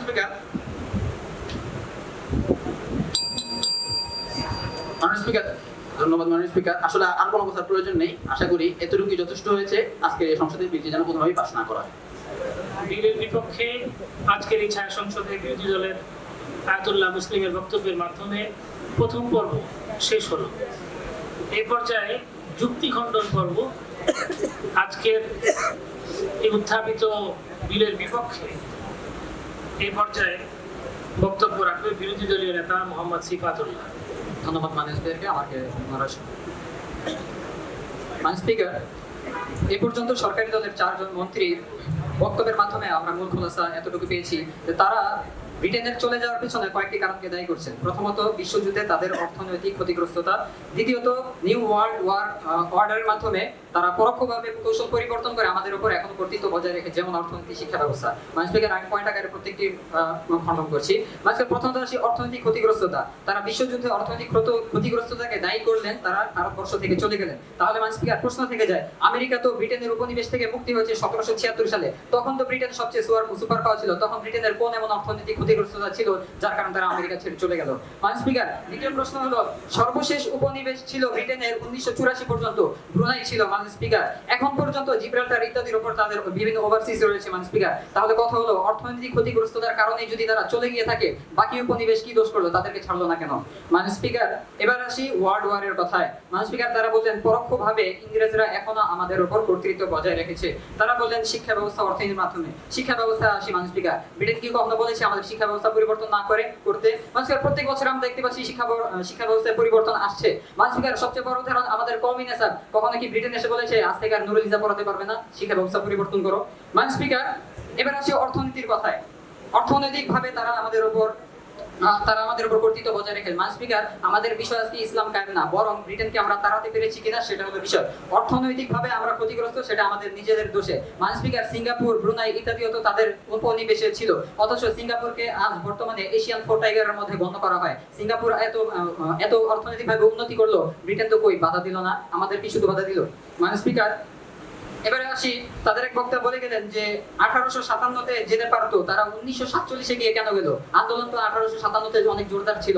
মাননীয় স্পিকার, আন্দোলন তো আর কোন ফায়াকুন না যে আজকে হলো আর এখনই চলে গেল। মাননীয় স্পিকার, আন্দোলনের প্রভাব পড়তে একটা সময় লাগে। মাননীয় স্পিকার, তাহলে তো প্রশ্ন হয় যে বাংলাদেশ পাকিস্তানের সাথে 9 মাস কেন যুদ্ধ করলো? যুদ্ধের প্রথম দিন তো পাকিস্তান চলে যেতে পারতো, 9 মাস পরে কেন পাকিস্তান গেল? মাননীয় স্পিকার, তারা বালাকোট সামেলির কথা বলেছেন যে ইংরেজরা নাকি তা দমন করতে পেরেছে, অথচ মাননীয় স্পিকার স্পষ্টভাবে নকশা হায়াতে উল্লেখ রয়েছে, ডব্লিউ হান্টার দ্য ইন্ডিয়ান মুসলমান গ্রন্থে উল্লেখ করেছেন যে স্যার সৈয়দ আহমদ শহীদ রহমাতুল্লাহি আলাইহির যে আন্দোলন শুরু হয়েছিল তা দমন করতে ইংরেজদের সকল প্রচেষ্টায় ব্যর্থ হয়েছে। মাননীয় স্পিকার, ডব্লিউ হান্টার ছিলেন মুসলিম বিদ্বেষী একজন লেখক। মাননীয় স্পিকার, সর্বশেষ আমি এই বলে আমার বক্তব্য শেষ করছি। তাদের সরকারি দলের নেতাবৃন্দের জন্য আমি একটি শিক্ষণীয় গল্প বলছি আদর্শ লিপি থেকে। মাননীয় স্পিকার, ব্রিটেন থেকে এক শিয়াল এসেছিল ভারতবর্ষের আঙ্গুর ফল খাবে বলে, কিন্তু ভারতবর্ষের আঙ্গুর ফল এতই উঁচায় শত লাফালাফি করেও ব্রিটেনের শিয়াল সেই আঙ্গুর ফল আর খেতে পারলো না। যাওয়ার সময় বলে গেল, আরে আঙ্গুর ফল তো টক, আমি আঙ্গুর ফলই খাই না। মাননীয় স্পিকার, ভারতের বর্ষের আঙ্গুর ফল গাছ উঁচা, এটা হলো বাস্তবতা, এটা কোনো আত্মপ্রবঞ্চনা নয়, বরং আত্মপ্রবঞ্চনা হলো সেটাই যেটা ইংরেজ শিয়াল যাওয়ার সময় বলে গিয়েছে আমি আঙ্গুর ফল খাই না, আমি এমনি চলে গেছি মূলত। মাননীয় স্পিকার, আশা করি আমরা আমাদের বক্তব্যে এটা স্পষ্ট করতে পেরেছি যে 47-এ ইংরেজদের বিতরণের ক্ষেত্রে আজাদী আন্দোলন মুখ্য ভূমিকা পালন করেছিল। তাই মাননীয় স্পিকার, আমি জোর দাবি জানাচ্ছি আজকের সংসদে যেন এই অযৌক্তিক অবাস্তব বিলটি কোনোভাবেই পাস না করা হয়। ধন্যবাদ মাননীয় স্পিকারকে, ধন্যবাদ সকলকে। আজকের এই ছায়া সংসদে উত্থাপিত বিলের বিপক্ষে সর্বশেষ বক্তব্য বিরোধী দলের পক্ষ থেকে সর্বশেষ বক্তব্য আমরা শুনলাম। এ পর্যায়ে বিলের সপক্ষে সর্বশেষ বক্তব্য শুনবো সরকার দলের প্রধানমন্ত্রী আরিফ হোসেনের কাছ থেকে। ধন্যবাদ মাননীয় স্পিকার, আমাকে পুনরায় যুক্তি খণ্ডন করে তাদেরকে পরাজিত করার সুযোগ দেওয়ার জন্য। মাননীয় স্পিকার, তাদের যে বিরোধী দল তিনি বলে গেলেন যে আমাদের এই আন্দোলনটাকে তিনি আমেরিকার মুক্তির উপর কিয়াস করেছেন। আমি জিজ্ঞাসা করতে চাই মাননীয় স্পিকার, আমাদের এই আজাদী আন্দোলনের প্রক্রিয়া, এটাকে আমেরিকার আজাদী আন্দোলনের প্রক্রিয়ার মতো হওয়া জরুরি? আমাদের সময় অর্থনৈতিক চাপে পড়া, এটাকে আমেরিকার সময় অর্থনৈতিক চাপে পড়ার জন্য আবশ্যক?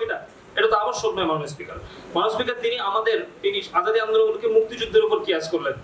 মাননীয় স্পিকার, মুক্তিযুদ্ধ তো একটি যুদ্ধ ছিল যেটা লাগাতার 9 মাস যুদ্ধ করে চূড়ান্ত পর্যায়ে পৌঁছে বিতাড়িত হয়েছে, কিন্তু তারা যেমন ভাবে বলছেন যে আজাদী আন্দোলন কেমন যেন সেই 200 বছর ধরে প্ল্যানিং করা, যে 1857 সালে এভাবে বিপ্লব হবে, আমরা দমন হয়ে যাব, এরপর চূড়ান্ত গিয়ে 47 হবে, সবগুলো প্রভাব একসাথে জমা হবে, এরপরে আমরা দখল করব, এরকম কি বিষয়টা?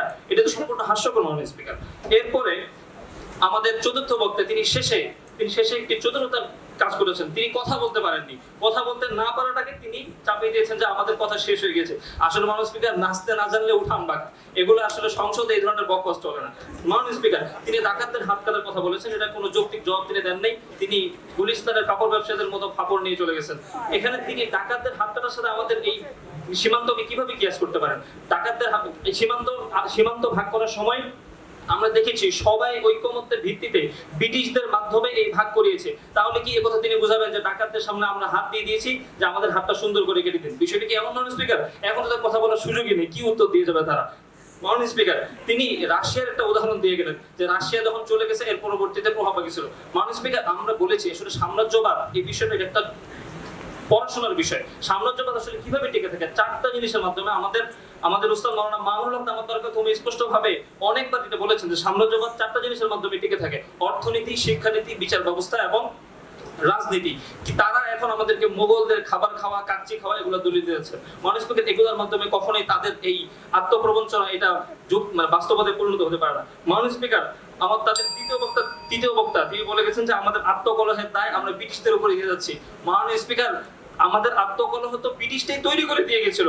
আমাদেরকে এমন ভাবে ভাগ করে দেওয়া হয়েছে, আফগানিস্তানের সাথে পাকিস্তানের ডুরান্ড লাইন, এদিকে ভারতের সাথে পাকিস্তানের কাশ্মীর, বাংলাদেশের সাথে পাকিস্তানের অযৌক্তিক সীমানা, এদিকে ভারতের সাথে পাকিস্তানের দ্বন্দ্ব, এই যে সিস্টেমটা তারা করে দিয়ে গেছে আজও আমরা চালিয়ে যাচ্ছি।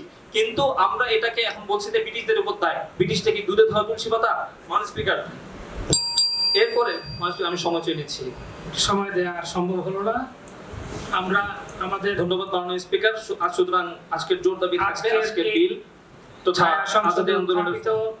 আজাদী আন্দোলনের ফলস্বরূপ 47-এর ব্রিটিশ বিরোধী আন্দোলন, ব্রিটিশ বিতাড়ন, আত্মপ্রবঞ্চনা বই কিছুই নয়। এই বিলের পক্ষে বিপক্ষে আমরা বক্তব্য শুনলাম।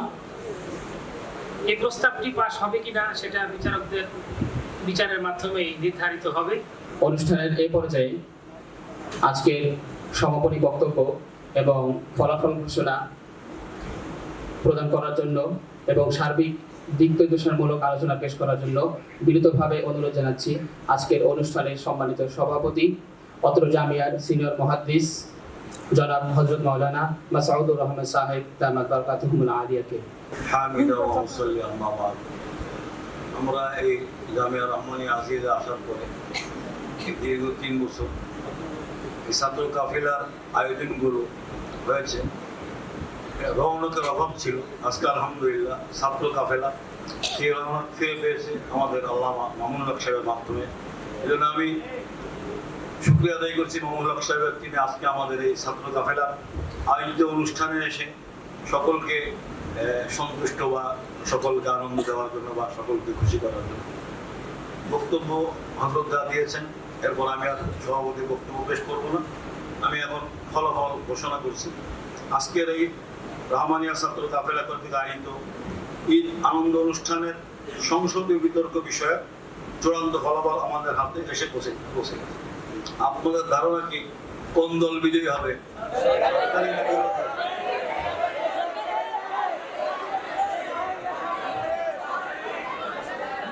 আপনাদের এই বিতর্ক করা লাগে যে এই কারণে সরকারি দল বিজয়ী হবে, এই কারণে বিরোধী দল বিজয়ী হবে। যাই হোক, বেশিরভাগই বলছে সরকারি দল বিজয়ী, জানি না কোন দল বিজয়ী হবে। ঘটনা তো কাজ খেয়ে গেল। যাই হোক, মোট সরকারি দলের মোট নাম্বার, বিরোধী দলের মোট নাম্বার 278। এর চেয়ে বেশি পাবে সরকারি দল।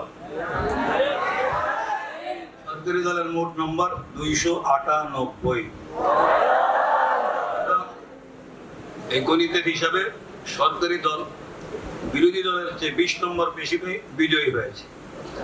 সরকারি দল বিজয়ী হয়েছে, কিন্তু বিরোধী দল কম যান না, তারা হাড্ডাহাড্ডি লড়াই করেছে। তাদের জ্ঞান, গরিমা, অভিজ্ঞতা, কালেকশন সবকিছু ঢেলে দিয়ে চেষ্টা করেছে। কিন্তু যেহেতু বিচারকদের ব্যাপার, বিচারক এককভাবে চিন্তা করে। তো আমি উভয় দলকে আমার পক্ষ থেকে মোবারকবাদ জানাচ্ছি যে তোমরা এই বিষয়টা নিয়ে অনেক লেখাপড়া করেছো, অনেক সময় ব্যয় করেছো এবং সুন্দর একটা আলোচনা, সুন্দর একটা যুক্তিখণ্ড, মাওয়াদ এগুলো পেশ করেছো। আল্লাহ তোমাদেরকে ভবিষ্যতে ইলমে আমলে বরকত দান করুক। দোয়া করি যারা শ্রোতা আমাদের ছাত্র ভাইরা, আপনারাও এদারা উদ্বুদ্ধ হবেন যে কোনো একটা বিষয়কে একেবারে শুরু থেকে শব্দের তাহাকিক থেকে চূড়ান্ত পর্যায়ে নিয়ে যাওয়া, যেন সকলে বুঝতে পারে ভিতরে মগজ আছে। ওই শুধু গল্প আর গলাবাজি করেই একটা বিষয়ে যেতে যায় না, এর পিছনে মূল উপাদান লাগে, যুক্তি লাগে, দলিল লাগে, সাপোর্টিং দলিল লাগে, অনেক কিছু লাগে। ছাত্র কাফেলাকে আবার ধন্যবাদ এবং আল্লাহ মামুনুল হক সাহেবের কৃতজ্ঞতা জ্ঞাপন করছি। তিনি দীর্ঘ 3 বছর পর আজকে ছাত্র কাফেলার আয়োজনে এসে আমাদেরকে তিনি মুগ্ধ করেছেন, আমাদেরকে তিনি খুশি করেছেন। এই জন্য আর একটা রয়ে গেছে,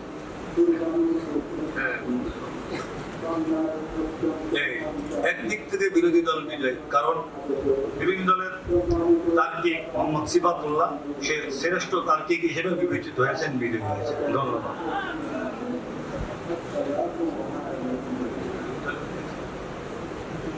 সরকারি দলের একজন আছে শ্রেষ্ঠ তার্কিক মুশফিকুর রহমান, ধন্যবাদ। বিরোধী দলকে তারা একটু তার্কিক পেয়েছিল, সকলকে ধন্যবাদ। আমি আমার আলোচনা শেষ করছি।